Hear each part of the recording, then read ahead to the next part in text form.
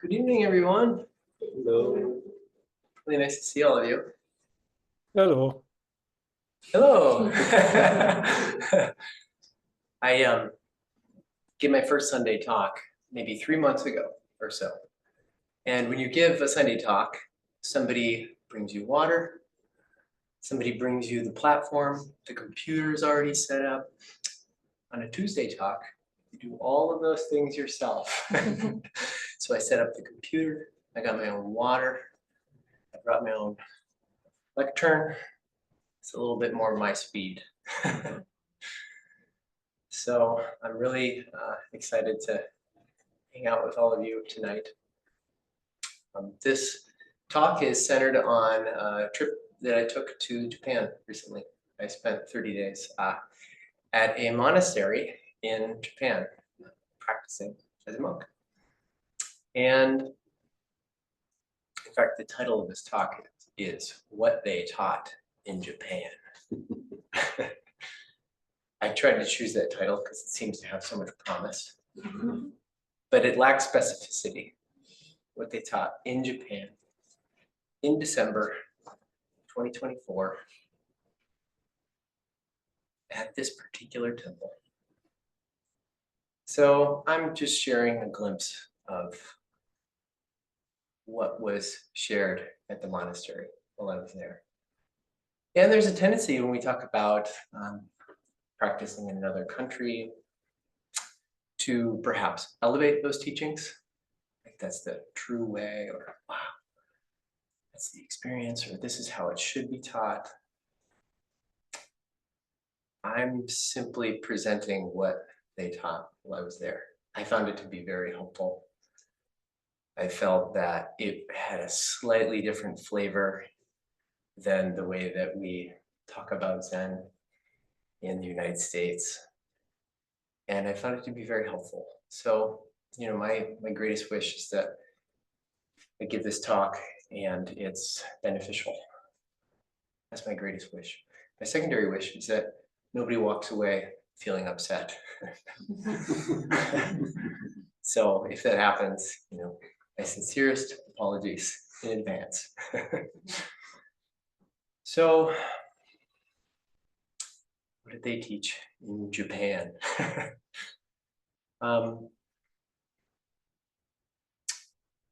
Well, at the time that I was at the monastery, there was one thing that was emphasized. There was a total of about 4 lectures that were given, and 3 of those lectures were on this topic.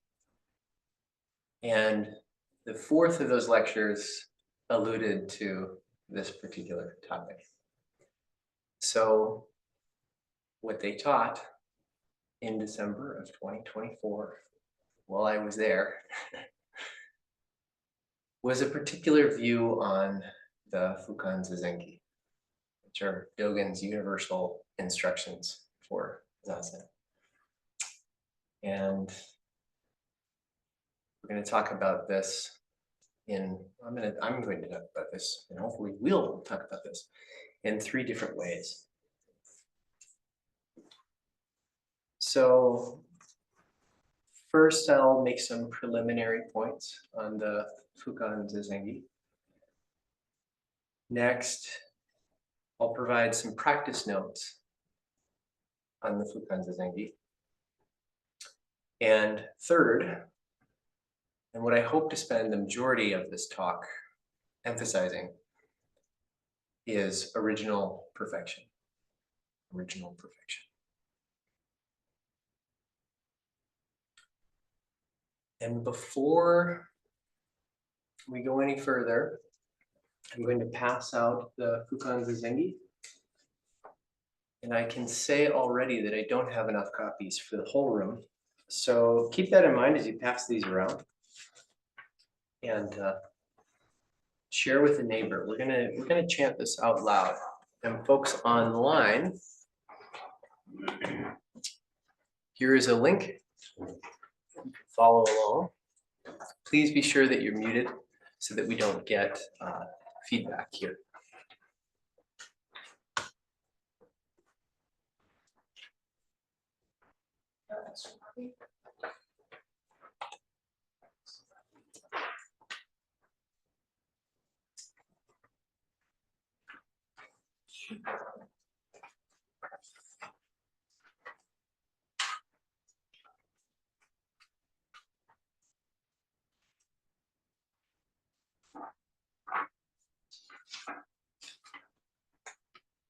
Before we chant together tonight,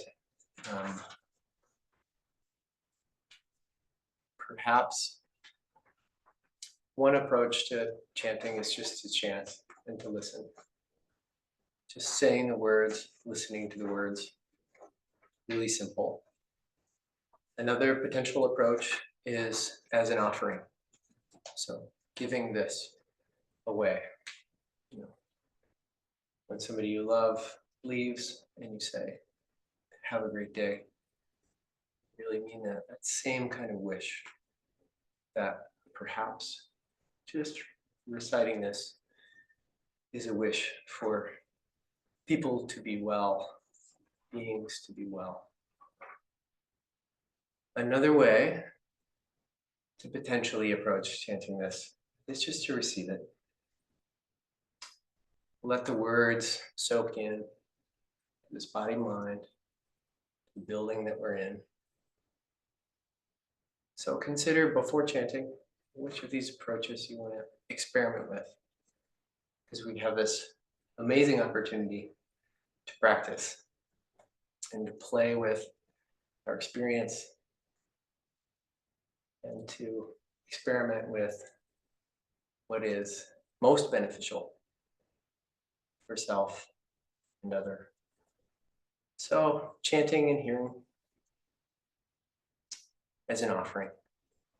Maybe even a face comes to mind, or a collection of people comes to mind as an offering. There you go. Or as receiving. Gift. So I'll chant the name of it, and then we'll just try to match each other's cadence and voice. Ukanza Zengi.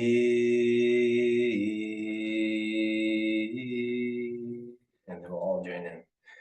The way is originally perfect and all-pervading.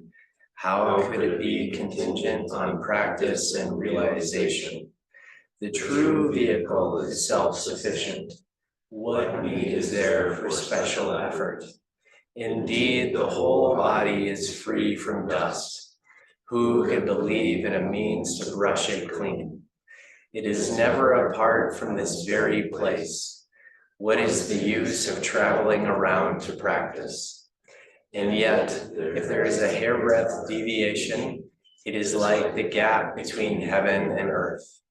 If the least like or dislike arises, the mind is lost in confusion. Suppose you are confident in your understanding and rich in enlightenment, gaining the wisdom that knows at a glance, attaining the way and clarifying the mind, arousing an aspiration to reach for the heavens. You are playing in the entranceway, but you are still short of the vital path of emancipation. Consider the Buddha. Although he was wise at birth, the traces of his 6 years of upright sitting can yet be seen. As for Bodhidharma, although he had received the mind seal, his 9 years of facing a wall is celebrated still. If even the ancient sages were like this, how can we today dispense with wholehearted practice? Therefore, put aside the intellectual practice of investigating words and chasing phrases, and learn to take the backward step that turns delight and shines it inward. Body and mind of themselves will drop away, and your original face will manifest. If you want to realize such, get to work on such right now. For practicing Zen, a quiet room is suitable. Eat and drink moderately, put aside all involvements and suspend all affairs. Do not think good or bad. Do not judge true or false. Give up the operations of mind, intellect, and consciousness. Stop measuring with thoughts, ideas, and views. Have no designs on becoming the Buddha. How could that be limited to sitting or lying down? At your sitting place, spread out a thick mat and put a cushion on it. Sit either in the full lotus or half lotus position. In the full lotus position, first place your right foot on your left thigh, then your left foot on your right thigh. In the half lotus, simply place your left foot on your right thigh. Tie your robes loosely and arrange them neatly. Then place your right hand on your left leg and your left hand on your right palm, thumb tips touching lightly. Straighten your body and sit upright, leaning neither left nor right, neither forward nor backward. Align your ears with your shoulders and your nose with your navel.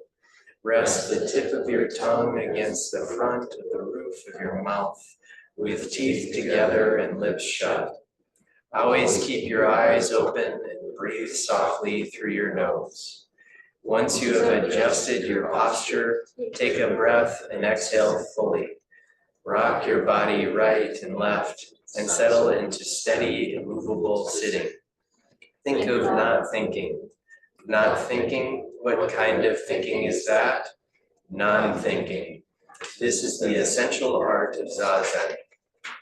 Zazen I speak of is not a meditation practice. It is simply the Dharma gate of joyful ease, the practice realization of totally culminated enlightenment. It is the koan realized. Traps and snares can never reach it. If you grasp the point, you are like a dragon gaining the water, like a tiger taking to the mountains. For you must know that the true Dharma appears of itself, so that from the start, dullness and distraction are struck aside. When you arise from sitting, move slowly and quietly, calmly and deliberately. Do not rise suddenly or abruptly. In surveying the past, we find that transcendence of both mundane and sacred and dying while either sitting or standing have all depended entirely on the power of Zazen. In addition, triggering awakening with a finger, a banner, a needle, or a mallet, and affecting realization with a whisk, a fist, a staff, or a shout, these cannot be understood by discriminative thinking. Much less can they be known through the practice of supernatural power. They must represent conduct beyond seeing and hearing. Are they not a standard prior to knowledge and views? This being the case, intelligence or lack of it is not an issue. Make no distinction between the dull and the sharp-witted. If you concentrate your efforts single-mindedly, that in itself is wholeheartedly engaging the way. Practice realization is naturally undefiled. Going forward is, after all, an everyday affair.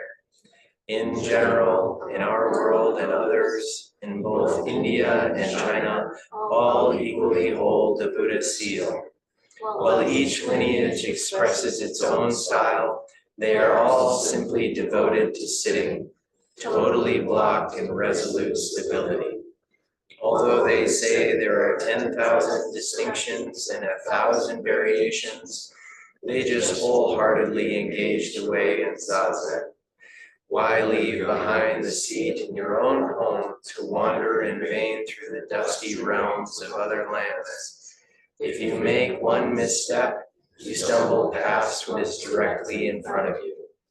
You have gained the pivotal opportunity of human form. Do not pass your days and nights in vain. You are taking care of the essential activity of the Buddha way. Who would take wasteful delight in the spark from a flintstone? Besides, form and substance are like the dew on the grass. The fortunes of life, like a dart of lightning, emptied in an instant, vanished in a flash. Please, honored followers of Zen, long accustomed to groping for the elephant, do not doubt the true dragon. Devote your energies to the way of direct pointing at the real. Revere the one who has gone beyond learning and is free from effort. Accord with the enlightenment of all the Buddhas. Succeed the samadhi of all the ancestors. Continue to live in such a way, and you will be such a person. The treasure store will open of itself, and you may enjoy it freely.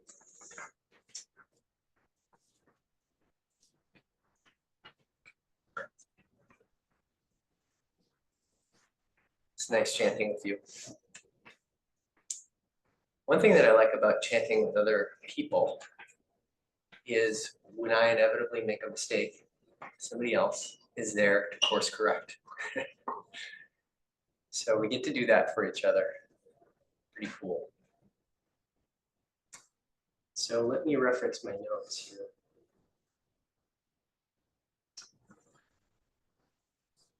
So the first thing that I'll say is,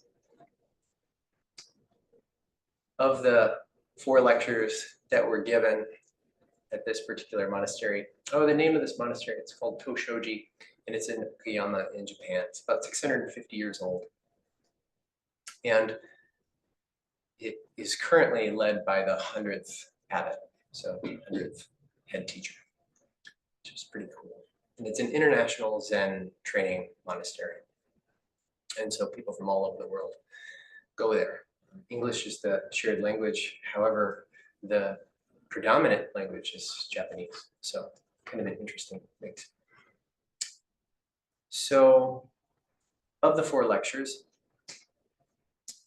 they were given by 3 different roshis. And roshi, I found out, means a teacher that is over 50 years old. So that's how it's determined in Japan. So I would be a koshi because I'm under, but I wouldn't even be that because I'm wearing black robes, so I'm just a monk. But if I had brown robes, I'd be a koshi. So I'm learning these terms, they're fun terms. I don't know that Tim goes by Roshi. I don't think that Ted goes by Roshi. But maybe we should start calling them Roshis. I see one kind of cringy face. Okay, so I can get a little derailed. So of the Roshis that gave these talks, all of them began with an apology. They said, look, you've heard these lectures so many times. I'm so sorry to dirty your ears. So one of them said, I'm so sorry to callous your ears, talking about the Fukan Zazeki. You've heard so many lectures. That was so interesting. Beginning with an apology. I'm so sorry you have to hear this. So sorry you have to hear this. And I don't think that's all that was being said there. Yes, we need words, we need letters, we need Dharma talks.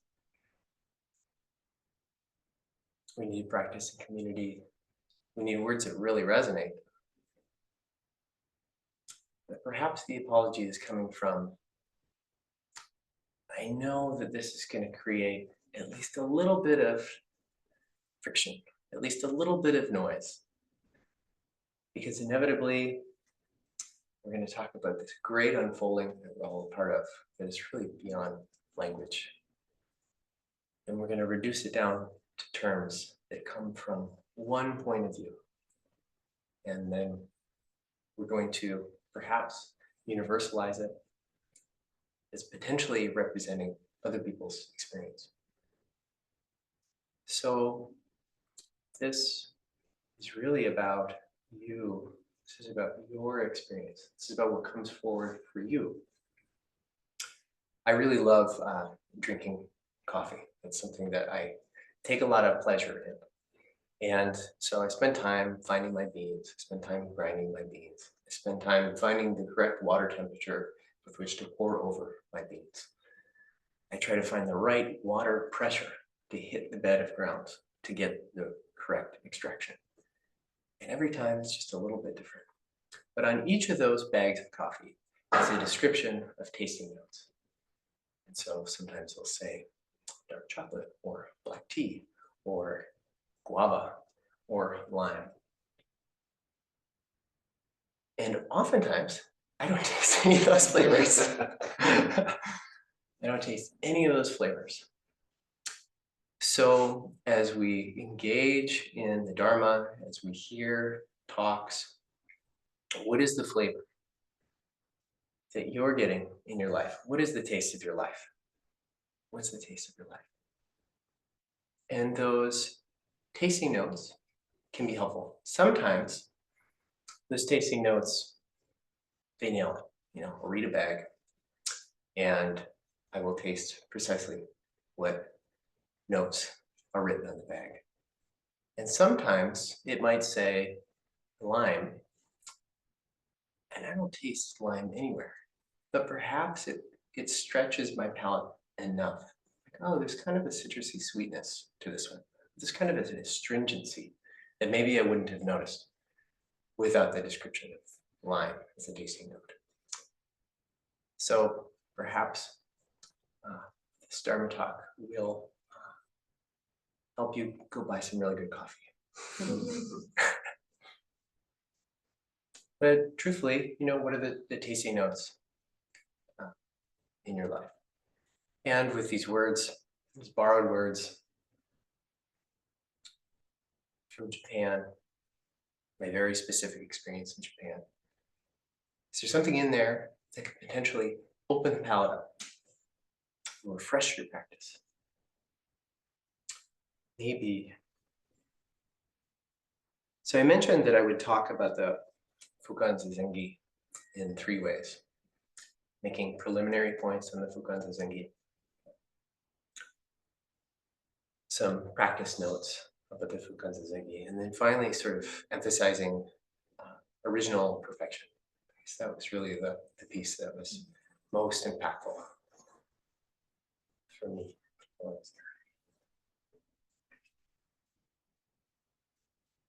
So beginning with preliminary points, any note that I share tonight is from my scrappy little journal from Japan. So the elucidation and the sidetracks about coffee, those are specifically mine. But this outline is, well, these are all notes that I've taken from Japan.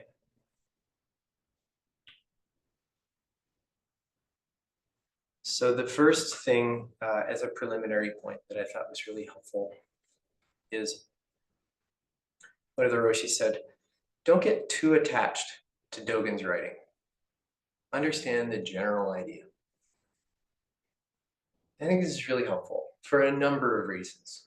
Dogen is known for really playing with language, and people really fall in love with Dogen, fall in love with various translations, fall in love with the nuances of each character, its ability to play. Really fall in love with that. Some people find it incredibly infuriating. That's common as well. But people fall in love with that. And you could spend, I'm realizing there's another coffee metaphor coming up. So you could spend so much time unpacking a single line. So here's the coffee metaphor. When purchasing a bag of coffee, somebody that I pay attention to said, try to get each bag to about 80% of its potential. Otherwise, you'll spend the entire bag of coffee chasing a perfect cup and you'll never get there.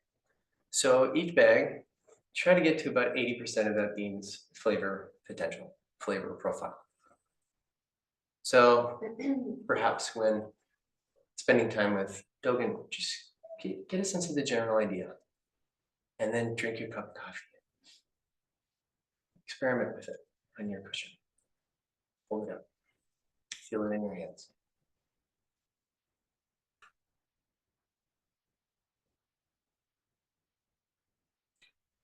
Another preliminary point was all early practitioners should study this particular text so we practice in the correct direction. The correct direction was the quote. a very specific reason that they emphasize this.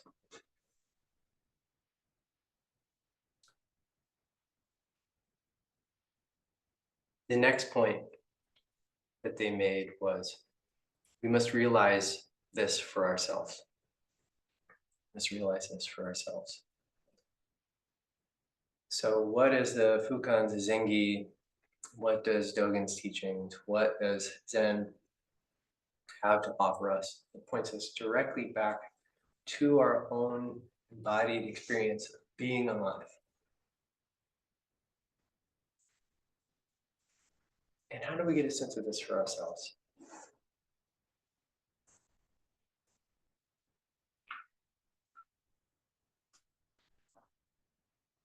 The next preliminary point is, the next preliminary point is Zazen itself is enlightenment.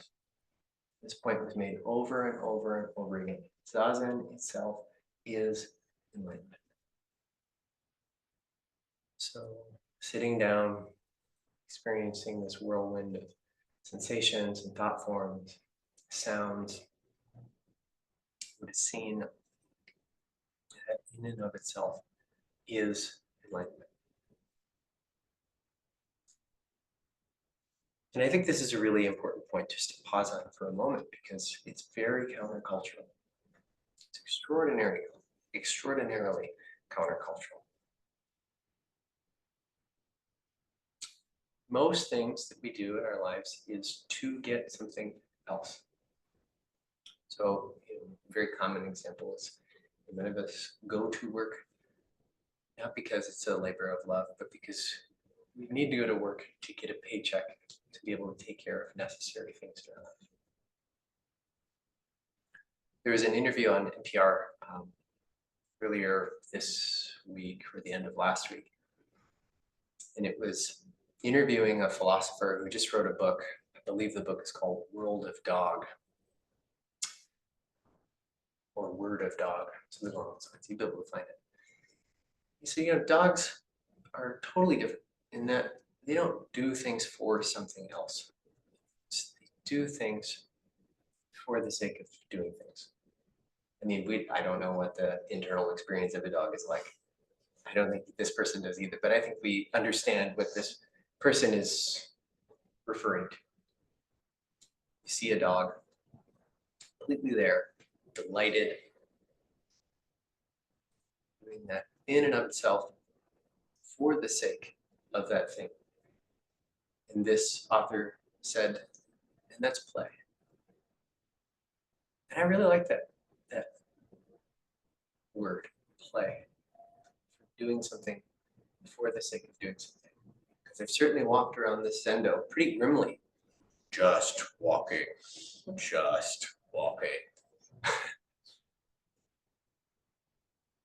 a way to walk, it's play. Warmth of the sun, floor, sound of the AC or the heater kicking on and off. It's a way to experience that as play.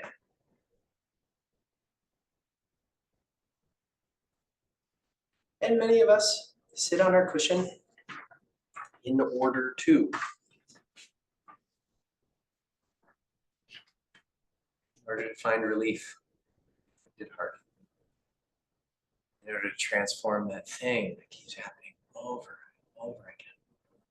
In order to have a stiller mind. In order to have a little less stress. So we're not discounting any of these goals, but perhaps they can be secondary goals.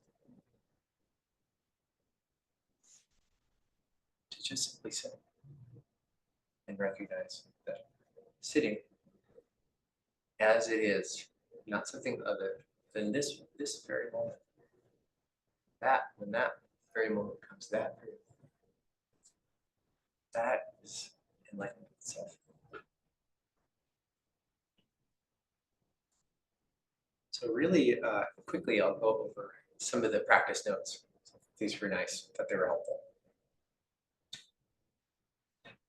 So there's a very specific kind of prescription for how to sit.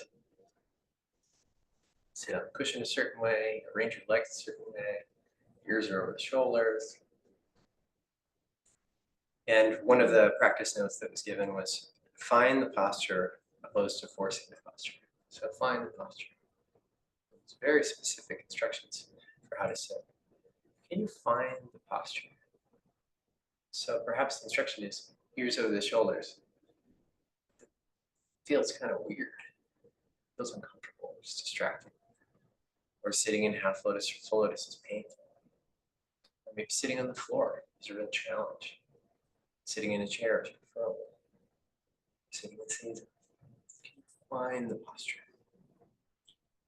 To move in a steady, movable state. Anybody who sat next to me tonight notice that I move? Yeah, that's right. So I'm not rigid, finding the posture.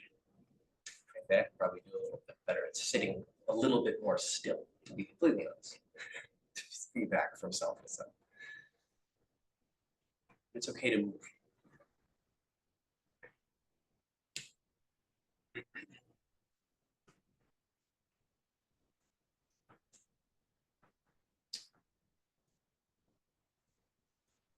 The other practice note that they gave was to release the thinking process. To release the thinking process and not to get too involved with thoughts or emotions. In fact, at one point, they said the line, turn the light within, they elaborated by saying, instead of being consumed by thoughts, notice what's around you. Notice what's around you. So this is a little bit different. Buddhism is fairly established in the United States. I mean, it's, relatively speaking, it's fairly established in the United States. So it doesn't take long to find myriad practice instructions. How to follow the breath, how to attend to the sensations, how to relate to emotions. And sometimes what can happen is the attention moves inward to the expense of its natural radiance, especially in our culture. Feeling isolated, feeling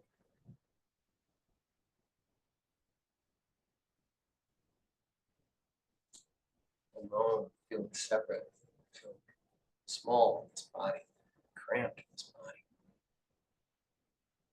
So opening to the five senses, noticing what's around you. It's one of the instructions.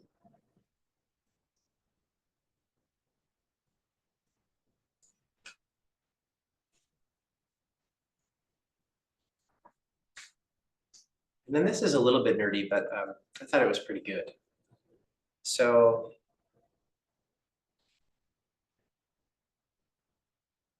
non-thinking is a greater negation than not thinking. Non-thinking is a greater negation than not thinking. So not thinking, perhaps. It's a further negation. So that's fun and nerdy and interesting. To emphasize that, one of the things that they talked about is in the Zen tradition, yes, there's stilling the mind, but it's not to the extent of trying to still the mind to where there's no activity. And the suggestion was that that is to lean into dualistic tendencies. So, in other words, the mind thinks. We don't need to get too involved. We don't need to stop thinking. And that to just allow the mind to think, allow the emotions to emote, allow the sensations to sensate. this is in part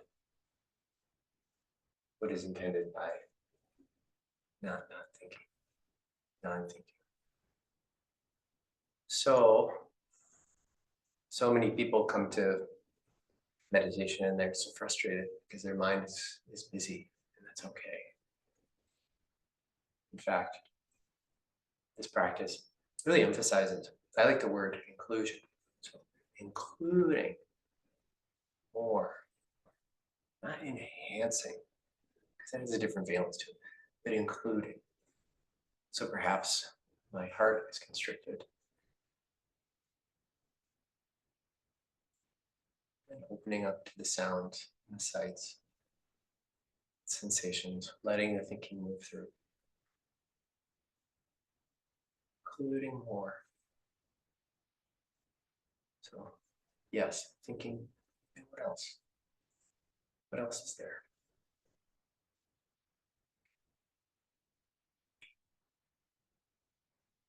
So, what I really wanted to emphasize tonight is moving on to this third thing is original perfection. Original perfection. I had an opportunity to have Dokusan with the abbot of the temple, and I wasn't really sure what to expect. I wanted to have Dokusan with them during Rohatsu, but I missed my opportunity. People reported afterwards that they approached the room and this Roshi started chanting something in Japanese, rang the bell, and dismissed them.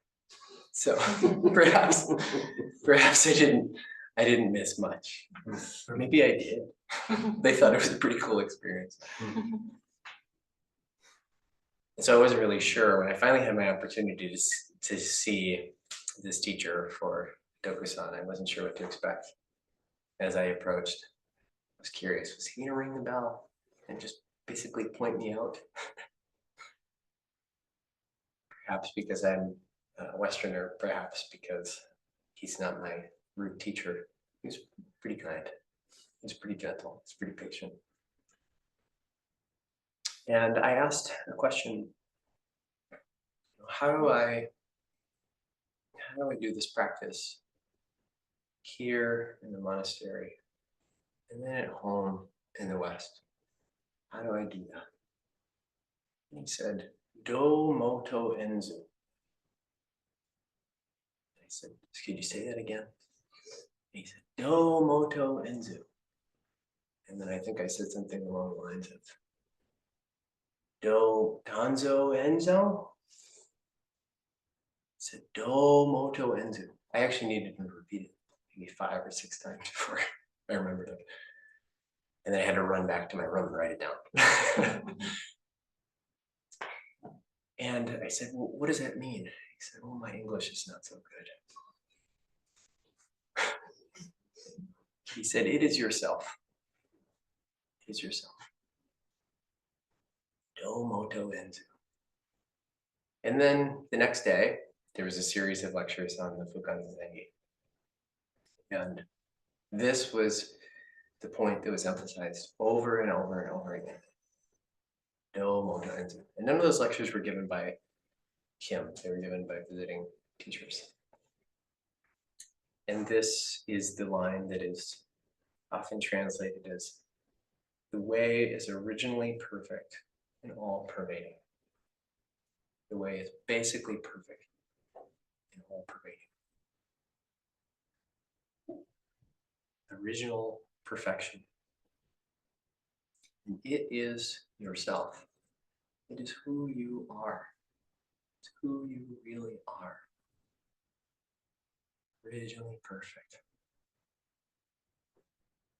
And you see the translation, basically perfect.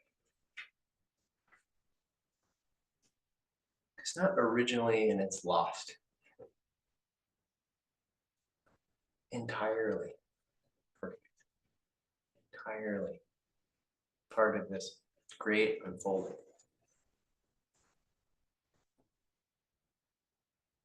This is who you are. This is who we are. And this is very different than what we're taught in the West as well. It's a real pervasive sense of Actually, I'm completely insufficient.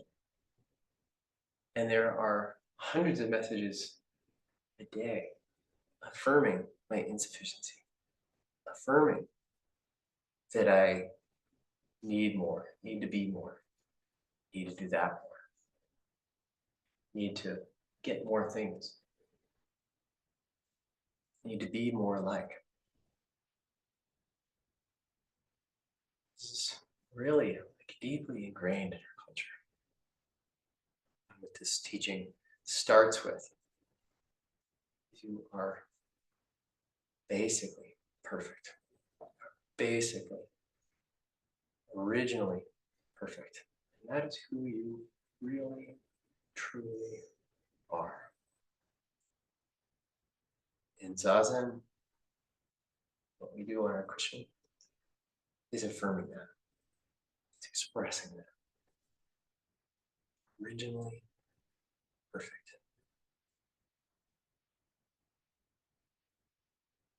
So the way, the capital G truth, the Dharma, universe, originally perfect. Who you are, not separate from it.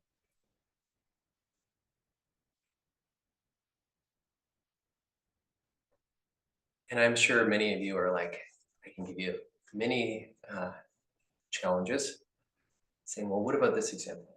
What about this crisis or tragedy or person that's doing terrible things? What about that? And then what I'd invite you to do is, that's like going in the gym and never banging in the gym and trying to pick up a 200-pound dumbbell and do 12 reps of it. So what I would invite you to do is leave that 200-pound dumbbell on the floor for now and experiment in your sitting practice, in your daily life. How would this experience be different if I allowed just a little valence of I'm complete, I'm not separate, regardless of what's arising? Experiences coming and going. What would that be like to invite that in?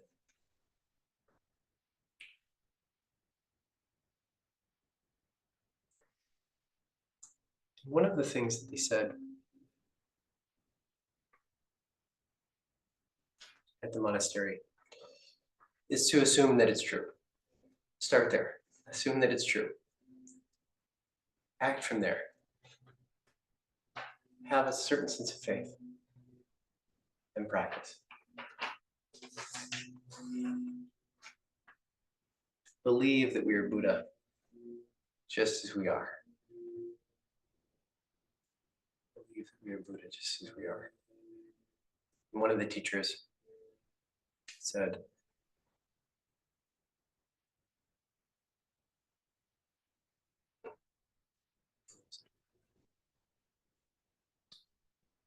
believe that we are Buddha just as we are.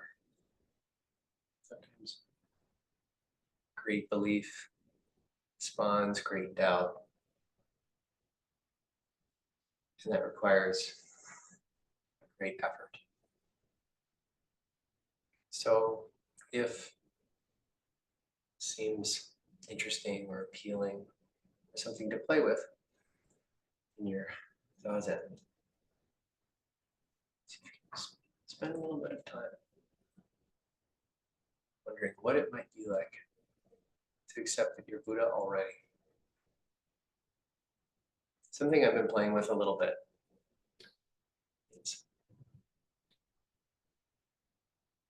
every once in a while I get in these modes where I'm like, ugh, maybe it's really all about X, Y, or Z.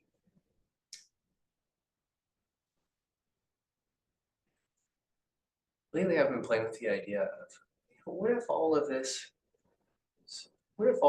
practice that we do What if this tradition is really just pointing us back to the fact that we're alive? It's incredibly unlikely. I mean, it's quite likely. Here we are. Incredibly unlikely. Of all the ways that forms could manifest. Manifest like this. Just not some kind of Pollyanna, like everything's just fine. You should just be happy. Not that. I actually like to be alive. So I've been playing with that idea. Maybe all this is really just pointing to the fact that I'm alive, because I'm not going to be alive for all that long. It's really short. Here, alive. Perhaps that's the enlightenment.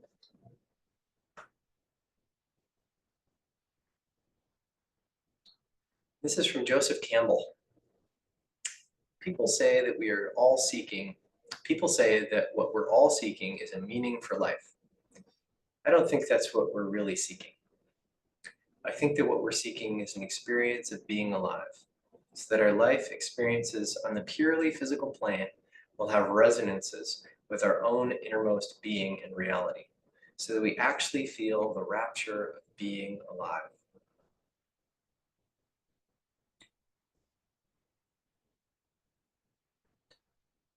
I think I will end, and I really look forward to your comments and reflections. I'll end with this from the Upanishads. This is from the Hindu tradition. And it's an opening line to the Isha Upanishad. This is perfect. Excuse me. That is perfect. This is perfect. Perfect comes from perfect. Take perfect from perfect. The remainder is perfect. May peace and peace and peace be everywhere. Sometimes the word that is also used in translation is fullness. That is full. This is full. Fullness comes from fullness. Take fullness from fullness. Fullness still remains. Peace and peace and peace. You are that fullness.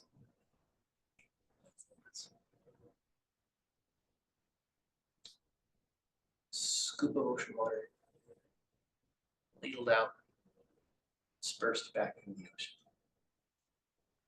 Same thing. I really hope that was helpful. Thank you. And we can open it up for comments, questions, reflections. Do you mind just saying the name of that book again? Or the book about the dog? Oh yeah, Dogs? yeah. I believe it's World of Dog. World? World of Dog, I believe. It's a pretty recent release. It was on NPR's 1A. Please. Is it Joseph Campbell? Joseph Who Campbell. was that? Joseph Campbell is a famous mythologist who wrote about the hero's journey, talked about the monomyth, that throughout various cultures, you'll see the same theme within each of these myths, and you'll see actually a lot of overlap between traditions of the myth being told. And the monomyth is hero's journey is moving from the known to the unknown and back to the known. Do that. Practice. Move from what's known to what's unknown, back to the known. To mountains. Mountains are no longer mountains.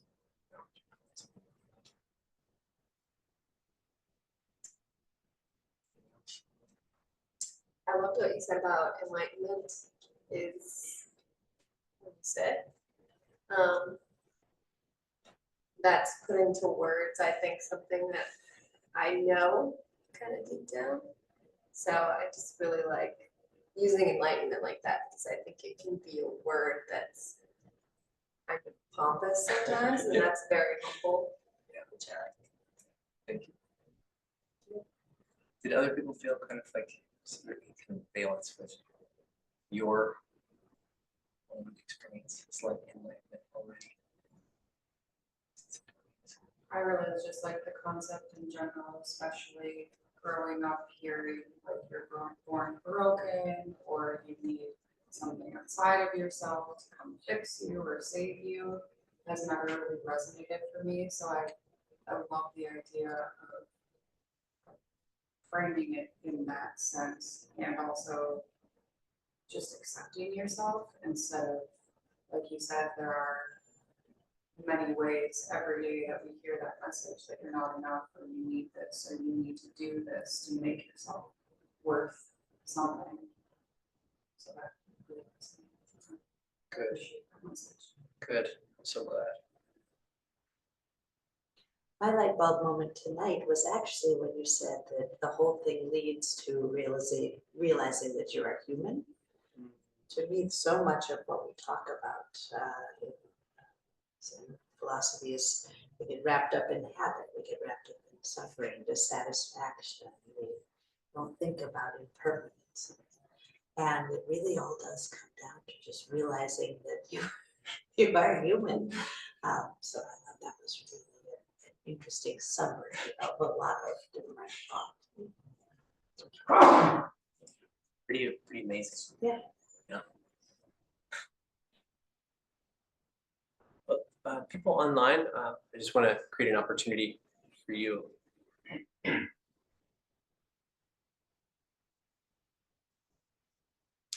Anything? You can just unmute yourself.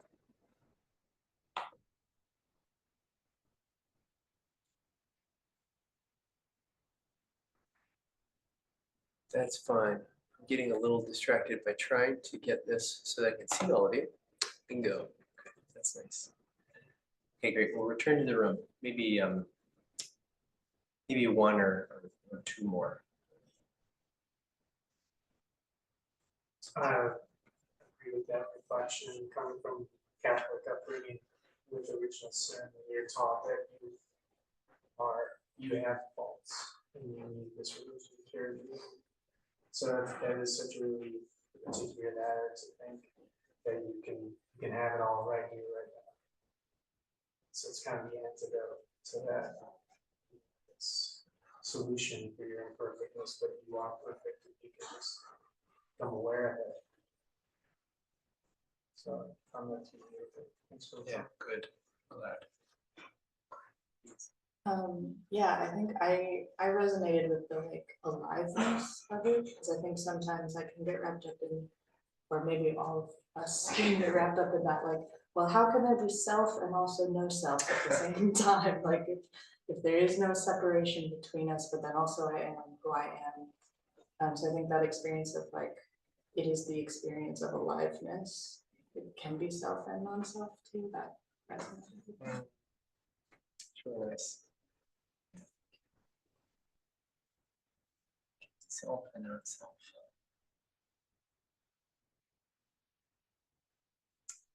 Anyone else? I think I'm not paying more attention to my coffee flavors. Yes, it was officially a success. I was gonna mention when you said you were sorry if people left here frustrated, you might wanna also include more frustrated. I'm guessing I'm probably not the only one who came here with some, already having some tension and discontent, so. If you decide to Yes. apologize in the future, Yeah, just a semantic thing. yeah, more frustrated. I'll include that next time. Hopefully you're not leaving more frustrated. Okay, good. Yeah, and I do want to acknowledge, I'll get to you in a second, that for some people, talking about original perfection can feel like such a relief. such a warm bath. Like, ah.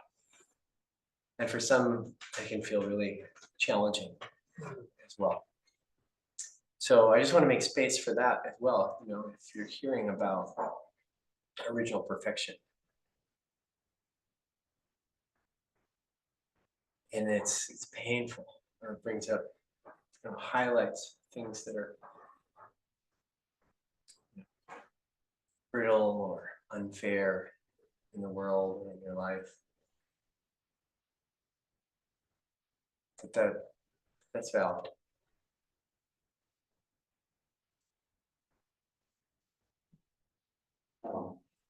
This is more serious than that, but I got a puppy recently, and not only does he like to play, but he also likes to make people happy.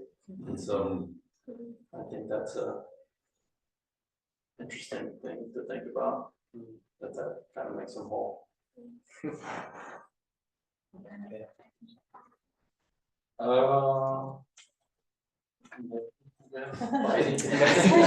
One that bites. What's your puppy's name? Cedar. Cedar. What's Cedar's favorite thing to do? Play catch. Yeah. How old is this puppy? 4.5. 4, so very new. Yeah. Yeah. I have some coworkers who insist that having a puppy is more challenging than having children. So, but it sounds like it's a pretty enjoyable They experience. all have their own pros and cons. That's great. Okay, well, I think we can end there. Tea and treats or hot water will be available after this, so if people want to stick around and connect with one another, that'd be great. And we can end with Bodhisattva vow. Oh, I forgot to do announcements, so please bear with me as I just go through a couple quick announcements. MZMC is a entirely donation-based organization, and I'm passing on the Dana Bowl, which means generosity. So if you feel compelled to give and support the center, and that feels good to you, please do. And there's a lot of ways to give, monetary being one of them, your time being another, just your body in this room, your face on the screen, name on the screen. That's an act of generosity too. Can I ask a quick question? Oh yeah, sure. There's a way to, if you don't have cash in, there's a way to electronically. Yeah, there is. So I believe there's been some additions. Last time that I checked in the porch, I believe there's a little QR code that you can scan and do it that way. There's also a support MZMC tab on the website.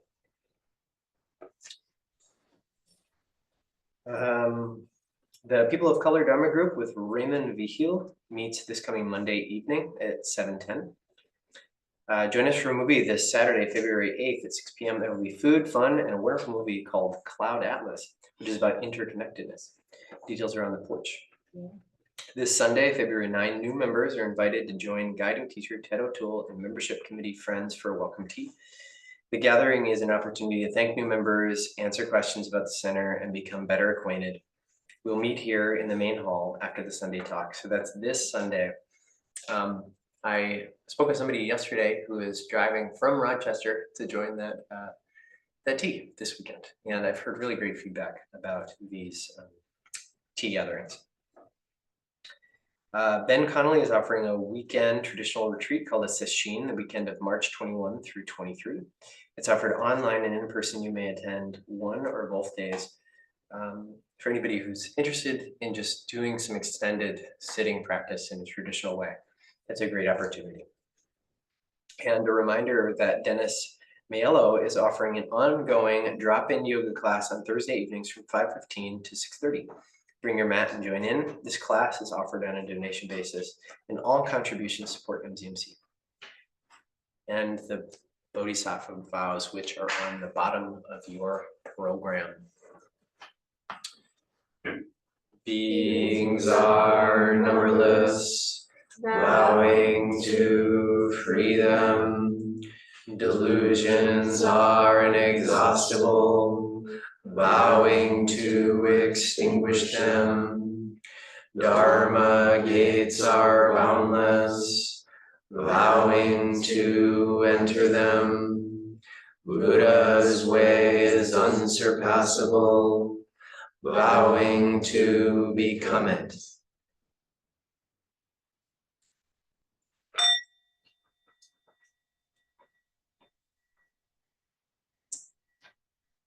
Thanks, everybody.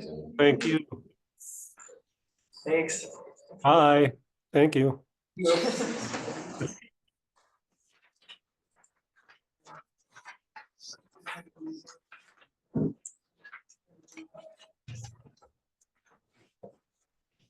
Tom, Ted, and Dottie, do you want to be put in a break